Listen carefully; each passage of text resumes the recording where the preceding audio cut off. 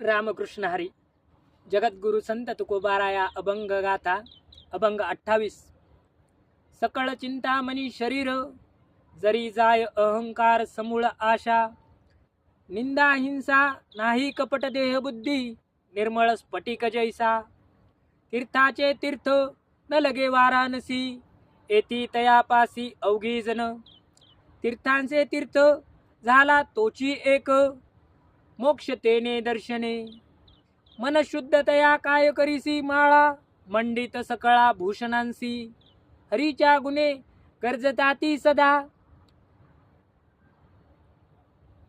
आनंद तया मानसी. तन मन धन दिले पुरुषोत्तमा, आशा नाही कवनाची.